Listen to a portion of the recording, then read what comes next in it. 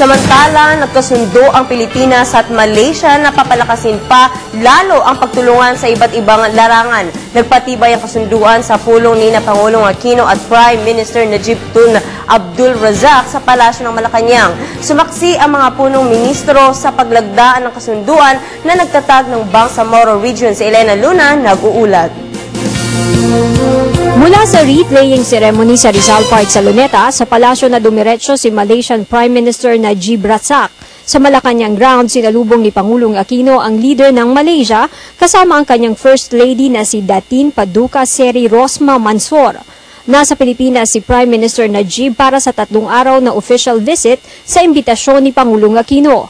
Ito ang unang pagbisita sa Pilipinas ni Prime Minister Najib mula nang mahalal bilang leader ng Malaysia taong 2009. Inimbitahan siya ng Pangulo para maging isa sa mga saksi sa lalagdaang framework agreement ng gobyerno at ng Moro Islamic Liberation Front o MILF. Mula taong 2001, nagsilbi ng third-party facilitator para sa usapang pangkapayapaan ng Pilipinas ang Malaysia. Bago ang paglagda sa framework agreement, nagkaroon ng one-on-one meeting ang Pangulo at Malaysian Prime Minister.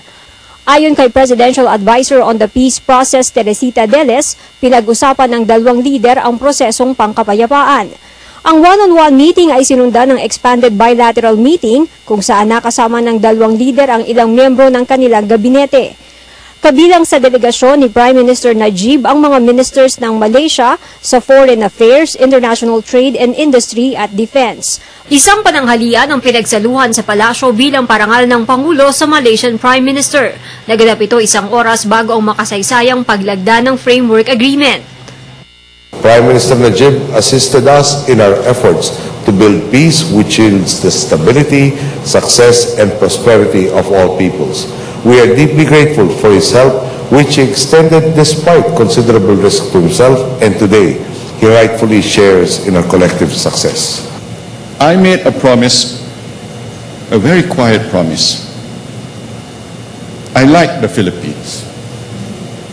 And I said to myself, to my colleagues, I shall return.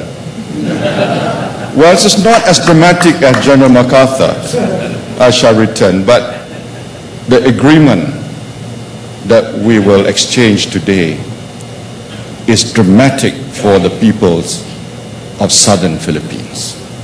It's dramatic for the people of Malaysia, especially for the state of Sabah. And today, we will make history. Bahagi rin ng delegasyon ng Prime Minister ang mga negosyante. Para sa Telebisyon ng Bayan, Elena Luna.